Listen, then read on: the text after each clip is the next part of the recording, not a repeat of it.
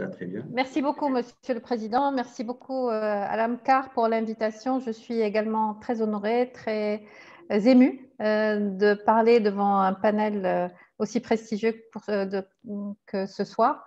C'est une habitude dans l'AMCAR pour avoir suivi leurs différents webinars. J'espère pouvoir apporter un certain nombre de réponses aux questions qui sont posées régulièrement par cette thématique thrombose et cancer. On m'a demandé de traiter en fait le traitement de cette association et donc le traitement curatif, j'imagine, et donc je vais restreindre ma présentation et me restreindre moi-même en essayant de parler pas trop longtemps parce que vous savez que j'aime bien parler sur toute cette thématique et des actualités thérapeutiques de cette association, des challenges qu'elle pose au quotidien de la prise en charge des patients et éventuellement de l'optimisation de la prise en charge des patients. Voici donc mes liens d'intérêt professionnel touchant cette présentation et je n'ai pas de lien particulier par rapport à cette présentation aujourd'hui. Alors, la maladie thromboembolique veineuse et cancer, comme vous le savez, il y a des chiffres. Les chiffres sont impressionnants en termes d'association.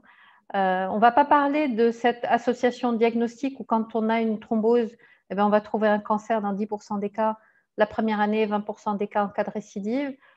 On va plutôt parler du cœur du sujet, de l'association quand on a un cancer et qu'on fait une thrombose ou quand on diagnostique une thrombose chez quelqu'un qui a un cancer. 20% de l'ensemble de la maladie thromboembolique veineuse survient chez un patient qui a un cancer. Un malade sur 5 qui vient pour une thrombose vient dans un cadre de cancer. Elle affecte 20% des patients qui ont un cancer, c'est-à-dire un patient qui a un cancer sur 5 va souffrir de cette pathologie et le risque est augmenté par un ratio de 4 à 7, comme vous le voyez, chez le patient cancéreux versus le patient non cancéreux. Et en fait, au-delà de ces chiffres, il y a des choses qui, dans les chiffres, sont un petit peu plus impressionnants et qui doivent frapper un petit peu plus. C'est que quand on a un cancer et qu'on fait une thrombose, le risque de décès est multiplié par 4 quand on a fait une thrombose. Le risque d'embolie pulmonaire fatale est multiplié par 3 chez un cancéreux versus non cancéreux. Le risque de récidive est beaucoup plus important chez le patient cancéreux, le risque d'hospitalisation également. Et comme on le voit sur cette diapositive, les patients qui ont un cancer, qui vont faire une thrombose veineuse, eh bien, pour un même cancer et pour un même type, pour une même gravité de la maladie, eh bien, on risque de décéder qui est beaucoup plus important. J'appelle ça la double peine. Première peine d'avoir un cancer, en plus le compliqué de thrombose. Donc, c'est vraiment quelque chose qui pose un vrai problème sur le plan pronostic chez ces patients et qui positionne la maladie thromboembolique veineuse comme la deuxième cause de mortalité chez les patients qui ont un cancer. Et moi, j'appelle ça, en fait, tout cet engrenage de complications ou de conséquences qu'a un patient qui fait un cancer avec une thrombose, une véritable perte de chance. Parce que, vous le voyez, ça va poser des problèmes tant sur le pronostic de manière générale, tant sur la chronologie de l'utilisation des traitements anticancéreux qui peuvent être différés, du risque hémorragique, du surcoût, du retard de chimiothérapie, du risque de récidive et finalement d'une mortalité accrue. Donc, c'est une authentique perte de chance chez les patients qui ont un cancer. Et même à l'ère des thérapies qui sont des thérapies innovantes, qui sont des thérapies puissantes, qui sont des thérapies qui donnent de très très bons résultats chez les patients cancéreux, notamment chez les patients qui ont des inhibiteurs checkpoint pour des pathologies, cancer du poumon, mélanome, ainsi de suite, eh bien, on voit que même ceux qui font des thromboses sous immunochimiothérapie ont un moins bon pronostic que ceux qui ne thrombosent pas. Donc, perte de chance à tous les niveaux. Encore aujourd'hui, même avec des diagnostics précoces de maladie, même avec des médicaments qui ne sont pas forcément des chimiothérapies et qui sont puissants sur le plan du traitement. Les facteurs de risque, on les connaît. On va pas s'arrêter sur ces différents éléments que tout le monde connaît maintenant, on ne va pas les relater à chaque fois. Mais sachez que ce qui nous intéresse aujourd'hui, c'est réellement le cancer au milieu de la maladie thromboembolique veineuse. Et c'est vraiment la présentation du cancer qui va conditionner la gravité de la maladie, le traitement qu'on va mettre en place et le projet thérapeutique qu'on va proposer à ces patients. On le sait tous, vous le voyez, dans les 3 premiers mois de diagnostic de la maladie, c'est vraiment ces 3 premiers mois qui sont les mois, on va dire, cruciaux, où la maladie thromboembolique veineuse survient de manière fréquente. D'autant que la maladie est grave et qu'elle est diffuse, qu'elle est métastasée, et d'autant qu'on a un certain nombre de localisations. Alors c'est vrai que cancer du pancréas, ça sort très rapidement thrombose, cancer de l'estomac, ça sort très rapidement thrombose, mais en fait, ce n'est pas les cancers les plus fréquents. Et les cancers où on va gérer le plus souvent la thrombose, c'est les cancers les plus fréquents eux-mêmes. Le poumon, le lymphome, le côlon, la prostate, le cancer de l'estomac.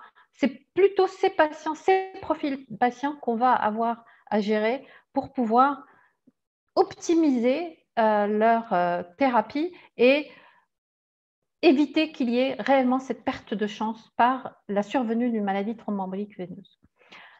La chronologie de la survenue du risque thrombotique est très variable aussi au cours du cancer. On peut avoir des thromboses synchrones au diagnostic du cancer, on peut avoir des thromboses qui surviennent dans l'évolution du cancer.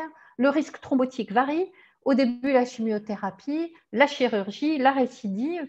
Et donc, tout ça fait que la population cancer qu'on va avoir à prendre en charge et qui va faire une thrombose est une population très hétérogène.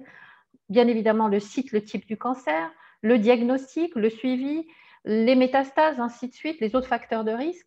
Et tout ça fait en sorte que clairement, on ne peut pas dire qu'il y a une thrombose, un cancer, mais il y a plusieurs thromboses pour plusieurs cancers. Et c'est évident que le monsieur de 80 ans qui a un cancer prostatique métastasé, qui va faire une thrombose, ne va pas être pris en charge de la même manière, avec la même énergie et le même état d'esprit et le même projet qu'un jeune homme qui a un lymphome guérissable à 20 ans et qui va nous faire une thrombose. On ne va probablement pas réfléchir de la même manière sur la mise en place de son traitement. Et nous avons 2 cas aujourd'hui pour pouvoir éventuellement positionner les différentes questions qu'on se pose.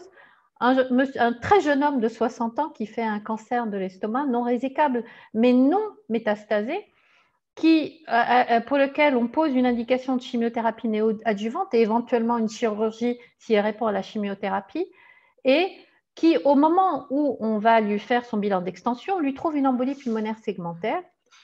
Quel traitement on va lui proposer?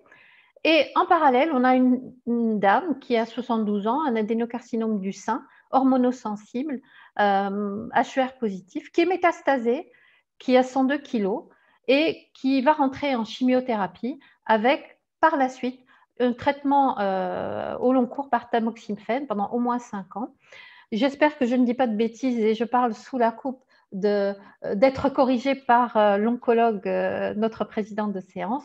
Mais globalement, l'état d'esprit, c'est que cette patiente va avoir 2 cures de chimiothérapie, qu'elle répond bien à la chimiothérapie et qu'elle va faire une thrombose proximale dans le suivi de sa chimiothérapie. Comment on va traiter ces patients avec les différents choix qui se posent à nous. Voyons comment on peut prendre la décision. Rapidement, clairement, les AVK, il ne faut pas les donner et on va voir sur une diapositive pourquoi il ne faut pas les donner. Les HBPM ont montré leur supériorité versus les AVK et on va voir dans quel contexte. Et dans quel contexte on va commencer à proposer les anticoagulants oraux directs qui, dans la prise en charge de la maladie qui ont révolutionné la prise en charge de la maladie thromboembolique veineuse dans le confort qu'on peut proposer aux malades, dans le suivi des malades et dans la prise en charge au long cours qu'on peut avoir pour ces patients. Alors les AVK, clairement, on ne les donne pas, on ne les donne plus, il ne faut plus les donner. Quand on traite les patients par AVK, eh bien, il y a plus de récidives, 3 fois plus de récidives, 2 fois plus d'hémorragie majeure. Donc, on n'a pas l'impression de rendre service à ces patients qui font une thrombose en les mettant sous AVK parce que clairement, on n'améliore pas leur pronostic au long cours. Pour les HVPM, dès les années 2000, au début des années 2000, on a vu les publications arriver. La meilleure publication, la plus, on va dire, centrale par rapport à cette indication, on va utiliser les HBPM au long cours versus mettre un relais antivitamine K. Et l'étude, c'est l'étude CLOT qui a été publiée par l'équipe de Agnès Lee, qui va montrer que globalement, quand on garde une HBPM pendant 3 à 6 mois, eh ben, on réduit les récidives de moitié globalement, sans surrisque hémorragique. Donc, il n'y a pas de risque hémorragique, il n'y a pas de surrisque hémorragique et on a moins de récidives. La puissance de cette étude n'impactait pas la mortalité, mais ça nous permettait au moins de permettre aux patients d'avoir sur les 3-6 premiers mois un certain confort par rapport à la prise en charge de la maladie elle-même, de la thrombose elle-même. Et ça a positionné ces HPPM comme le traitement de choix entre 2010 à peu près jusqu'à l'année dernière, comme le traitement de choix sur les 6 premiers mois d'un traitement d'une thrombose chez quelqu'un qui a un cancer associé. L'utilisation de ces HBPM a montré un certain nombre de limites parce qu'il fallait des injections quotidiennes, les hématomes locaux étaient impressionnants, il fallait un monitoring des plaquettes. Ce sont des patients qui font un petit peu plus de TIH que les patients qui n'ont pas de cancer. Sur le plan du coût, c'est un coût qui est supérieur, il y a un certain coût. Et puis surtout, le problème, c'était la persistance. Et vous le voyez ici, les patients qui ont une HBPM, eh ben, globalement, au 3e mois, plus de la moitié ont arrêté les traitements. Et vous le voyez ici, si tous les patients gardent leur traitement, eh ben, HBPM, c'est le médicament qui va être le plus souvent arrêté par les patients. La persistance est meilleure quand on va utiliser des médicaments oraux. En l'occurrence, ici, c'était rivaroxaban et AVK, même à un moment où rivaroxaban n'avait pas forcément l'AMM pour être utilisé dans cette indication. En plus, on avait également un taux de récidive qui n'était pas négligeable, il n'était pas aussi bon que chez les patients qui n'ont pas de cancer, avec des hémorragies majeures qui étaient là quand même. Et donc, avec l'avènement des AOD, comment on peut les positionner dans cette indication? Alors, il y a eu d'abord la lecture des études randomisées MTEV, où il y avait un pourcentage de patients qui avaient un cancer qui n'était pas négligeable, 600 patients dans toutes les études.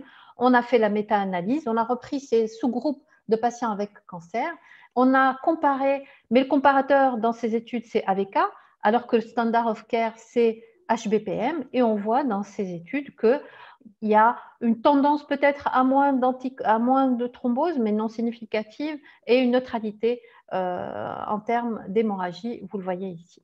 Et donc, ça a clairement donné envie de faire les études qui ont été publiées depuis 2018 et la dernière a été publiée en mars 2020 sur les AOD versus HBPM, le bon comparateur, et c'est randomisé pour dire est-ce qu'on peut donner ces médicaments chez les patients qui ont le cancer? Est-ce qu'il n'y a pas un warning qui apparaît? Est-ce qu'il n'y a pas quelque chose à prendre en considération de particulier dans cette population très particulière? La première publication est venue de l'édoxaban, qui est une molécule qui n'est malheureusement pas commercialisée au Maroc. Ensuite, rivaroxaban avec l'étude SELECT-D. Il y a une étude qui est une étude un petit peu spéciale qui est Adam Vitieux, qui était une étude qui a été faite essentiellement pour rechercher les major bleeding, pour voir les hémorragies sous apixaban chez cette population. On va la supprimer parce que ce n'est pas une étude très intéressante, un faible effectif de patients et elle est designée différemment, donc on ne va pas la regarder. Par contre, on va regarder les autres études, notamment la dernière étude Caravaggio, qui va regarder apixaban versus dalteparine. On ne va pas les regarder une par une, mais je vais vous donner l'état d'esprit global de ces études. Alors, l'état d'esprit global, il y a des différences. Elles ont été poolées, il y a une méta-analyse, on peut les regarder de manière commune, globale, mais sachez qu'il y a des différences importantes dans le design, notamment dans le design. L'étude Okusai est randomisée, non-infériorité, étude ouverte. L'étude pour rivaroxaban est une étude pilote, d'accord, randomisée, mais c'est une étude pilote, il faut le savoir. Et l'étude pour apixaban, c'est randomisée, ouverte. Ce sont toutes des études de non-infériorité, c'est-à-dire qu'elles ont cherché à dire que ces AOD étaient au moins équivalents aux HBPM et non pas supérieurs aux HBPM. Vous avez ici les différents critères qui ont été choisis. Pour Okusai, c'était un critère composite entre saignement et récidive, et pour les autres, c'est essentiellement des récidives. Et ce qui est également important, c'est d'avoir une idée de la population des patients qui sont rentrés, qui est un petit peu différente, où vous voyez ici un petit peu plus de maladies métastatiques dans l'étude SELECT-D, avec un petit peu plus d'études métastatiques dans Caravaggio pour apixaban, et un petit peu moins de cancers gastro-intestinaux pour apixaban, un petit peu plus pour rivaroxaban. C'est important d'avoir ces notions-là, parce que pour interpréter les résultats par la suite, eh ben, il faut garder ça dans l'état d'esprit. Alors, première diapositive de résultats de manière commune sur les 3 études. Ça, c'est avec HBPM, et ça, un petit peu plus à droite, vous avez les récidives avec les anticoagulants oraux directs, et on a clairement une vision de tendance qu'il y ait moins de récidives dans le groupe anticoagulants oraux versus HBPM. C'est une différence qui va apparaître, et on va le voir tout à l'heure, globalement de 30%. Et on a l'impression, on a la tendance de voir que HBPM, il y en avait moins que AVK, et on a l'impression qu'il y a 30% de moins de récidives. C'est un petit peu plus qu'une impression, vous allez voir sur les chiffres, avec AOD que HBPM. La méta-analyse a été faite en supprimant l'étude que je vous ai supprimée tout à l'heure, Adam, qui n'est pas une étude à prendre en considération. Et vous voyez que dans la méta-analyse, vous avez, alors qu'il n'y a pas dans aucune étude une significativité particulière, sauf un petit peu dans SELECT-D, on pourra y revenir tout à l'heure, vous voyez en termes d'efficacité, on a une tendance vraie à ce qu'il y ait moins de récidives en utilisant les anticoagulants oraux directs versus HBPM, et que c'est non significatif parce que ça coupe le 1, vous le voyez ici, ça touche le 1, c'est non significatif, c'est une tendance. Et puis pour en bas, la photo d'en bas, l'image d'en bas, où on a regardé, bien évidemment, et ce qui était la chose la plus importante, on va dire, à regarder, ce qui effrayait un petit peu les auteurs, c'était le saignement. Je vous rappelle que ici, l'objectif, ce n'était pas de dire que c'était supérieur, on cherchait la non-infériorité. Donc, avec ce résultat, les études étaient positives en termes de récidive. Ça veut dire que les AOD, au moins, donnaient autant de récidives que HBPM, c'est-à-dire qu'il n'y a pas d'infériorité. Donc, objectif atteint. Pour la sécurité, on a regardé, et c'est vrai que les auteurs étaient particulièrement regardants par rapport à cela, et on voit dans les 3 études où il y avait une tendance un petit peu plus d'hémorragie pour edoxaban et pour rivaroxaban, et une neutralité hémorragique pour apixaban. Et en méta-analyse, une vraie tendance, là aussi non significative, mais une vraie tendance à ce qu'il y ait plus d'hémorragie majeure avec ces AOD qu'avec HBPM. Alors, une petite parenthèse que je voudrais faire par rapport à l'efficacité. Si on regarde ici les études, toutes les études ont utilisé la deltaparine, et toutes les études ont utilisé la deltaparine à dose pleine le premier mois, et puis à partir du 2e mois, donc 200 mg, 200 unités par jour pour le premier mois, et à partir du 1er mois, on baissait la dose à 150, ce qui est pour toutes les études a été le même protocole. Et en fait, quand on a regardé les courbes d'efficacité, on a eu l'impression que les courbes d'efficacité se séparaient au 1er mois, au moment où on commençait à baisser la dose de deltaparine. Donc, un petit élément sur lequel il faudra réfléchir et discuter tout à l'heure. Donc, hémorragie majeure, je reviens sur les hémorragies avec ces AOD, où vous voyez que autant on semblait gagner tout à l'heure sur les récidives, autant sur les hémorragies majeures, on a l'impression qu'il y en a un petit peu plus ici, et les hémorragies cliniquement significatives, pareil. Et donc, on va regarder d'un petit peu plus près tout ça, parce que pour, on va dire, garder le bénéfice de la réduction du risque des thromboses veineuses avec les AOD, eh ben, on va essayer d'évaluer le risque de ces saignements et voir pourquoi les malades saignaient. Bien évidemment, il faudra regarder d'un petit peu plus près les interactions médicamenteuses, et on n'a pas d'idée aujourd'hui encore sur la durée du traitement. Donc, on a regardé, bien évidemment, les hémorragies et pourquoi il y avait ce petit signal hémorragique qui apparaissait dans cette population-là, alors que je vous rappelle, et vous le savez très bien, même dans les études fibrillation atriale, on avait une vraie tendance à ce qu'il y ait moins d'hémorragie avec ces molécules versus AVK, bien évidemment, pas versus HBPM. Alors, déjà, on regarde que les hémorragies fatales, il n'y avait pas de, on va dire, de signal de gravité. Et que les hémorragies apparaissaient essentiellement au niveau génito-urinaire et au niveau gastro-intestinal. Et c'est ce qui ressort de manière significative, essentiellement pour l'étude avec edoxaban et l'étude avec rivaroxaban. On a l'impression que pour l'étude avec apixaban, vous le voyez ici, Caravaggio, on a l'impression qu'il y a plutôt une neutralité, mais quand même quelque chose qui apparaît de manière un petit peu plus importante que pour les autres localisations de saignement.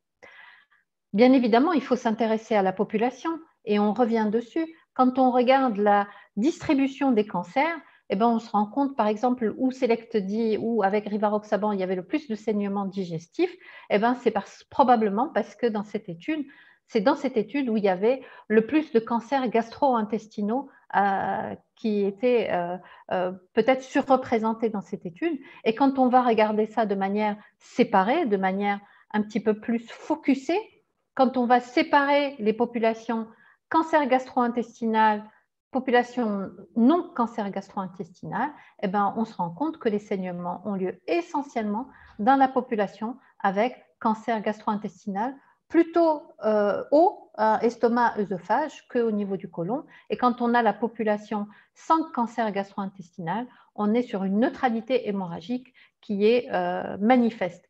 C'est vrai pour Selectdi, c'est vrai pour Occlusal, pour donc rivaroxaban, pour edoxaban. On n'a pas ces données de cette manière-là pour l'étude à Caravaggio qui n'a été publiée bien évidemment qu'en mars, donc on attend la publication des sous-populations, mais il ne semble pas que ça apparaisse pour ces cancers gastro-intestinaux qu'il y ait un surrisque hémorragique chez ces patients. Ça aussi, ce sont des données qui sont divergentes et sur lesquelles probablement un nombre de données supplémentaires vont apparaître dans les années qui vont venir.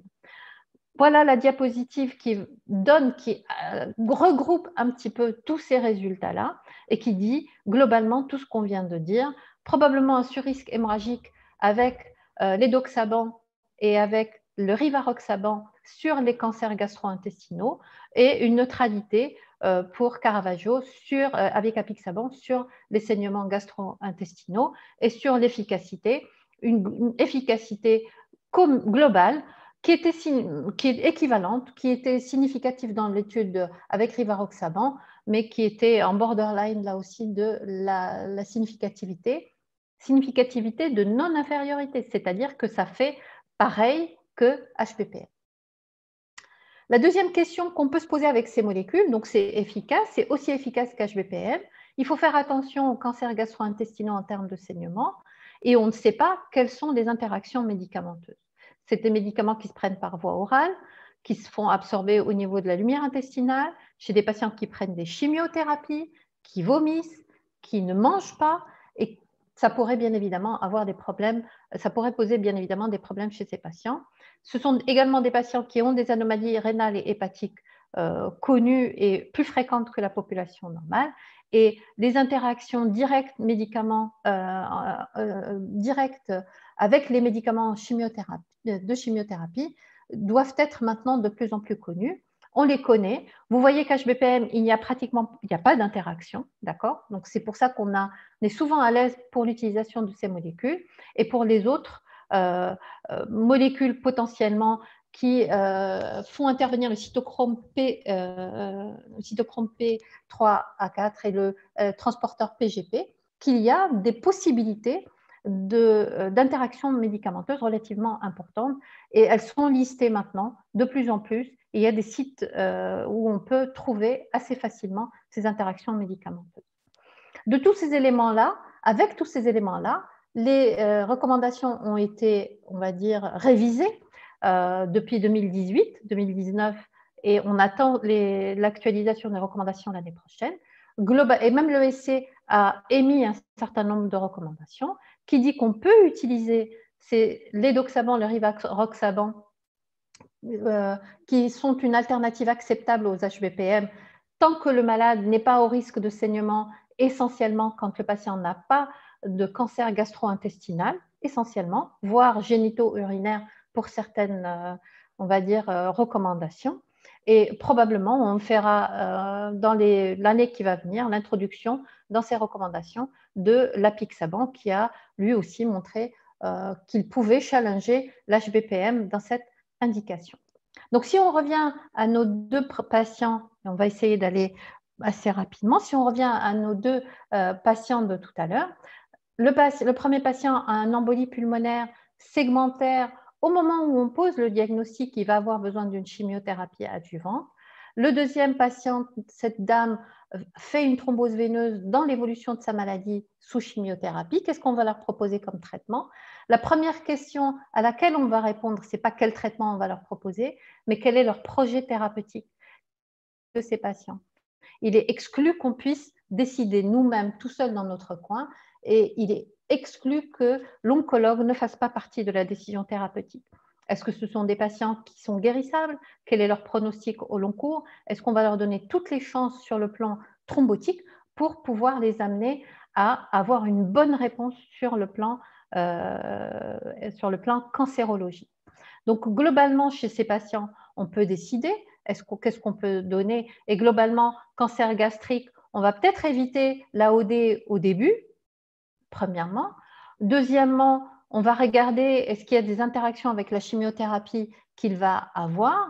Et pour la dernière question qu'on peut se poser, il a une EP segmentaire asymptomatique. Est-ce qu'il faut qu'on la traite alors qu'on sait que peut-être ces embolies pulmonaires ne doivent pas être traitées? Pour notre deuxième patiente, eh ben, on va se poser la question essentiellement de savoir est-ce qu'il y a une interaction avec les 102 kg par rapport à une utilisation d'AOD en monothérapie avec une dose unique quotidienne, ou est-ce qu'il vaut mieux plutôt utiliser une HBPM avec une modification de dose?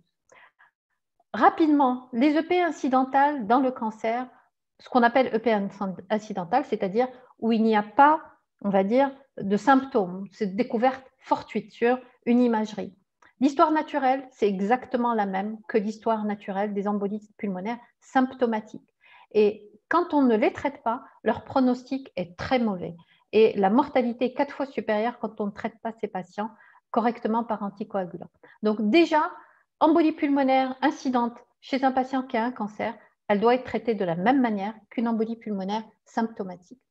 Par rapport à l'obésité, chez ces patientes à plus de 102 kg, on n'a pas beaucoup de données, mais globalement, quand on revient aux études qui ont été faites MTEV obésité, les patients représentent à peu près 10% et on suggère qu'on peut utiliser, il est suggéré qu'on peut utiliser l'anticoagulant oraux direct aux doses conventionnelles tant qu'on est à moins de 120 kg, ce qui est le cas de notre patient.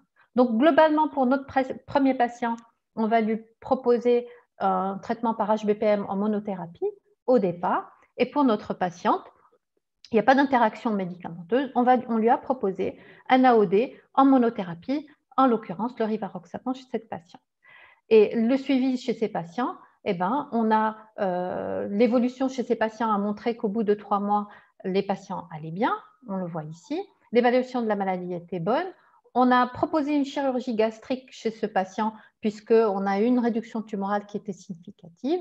Le patient a pu être opéré en faisant une fenêtre thérapeutique de 24 heures et en reprenant le curatif dès 48e heure du traitement.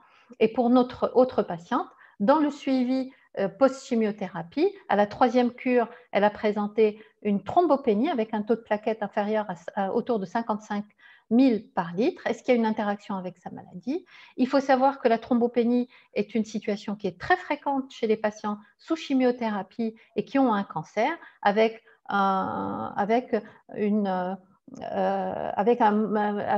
plusieurs mécanismes à proposer à cette thrombopénie. Il faut évaluer tout le temps le risque d'anticoaguler ces patients avec le risque-bénéfice par rapport au saignement. Si on est dans un mauvais pronostic global de la maladie, il vaut mieux éviter de donner un surrisque hémorragique en rapport avec la thrombopénie. Mais globalement, les différentes stratégies ont proposé la transfusion plaquettaire très rapidement. Il ne faut pas le faire du tout parce que cette transfusion plaquettaire, même chez les thrombopéniques, augmentait le risque thrombotique. On peut donner des analogues des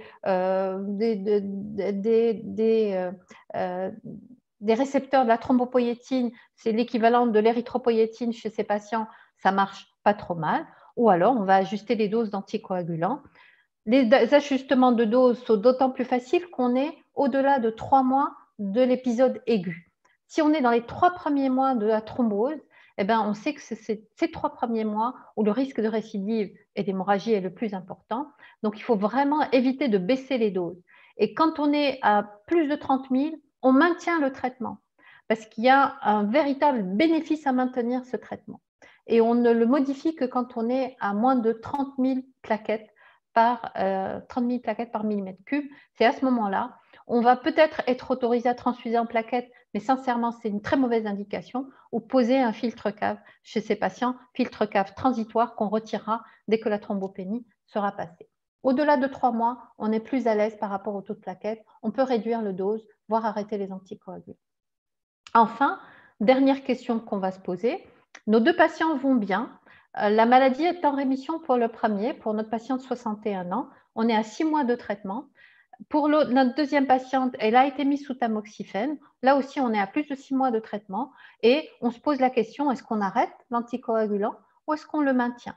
Eh bien, le problème n'est pas encore résolu parce qu'on ne sait pas s'il faut continuer sous format d'HBPM pour ceux qui avaient de l'HBPM, switcher à l'AVK, switcher à l'AOD pour ceux qui avaient HBPM, continuer l'AOD ou arrêter l'anticoagulation.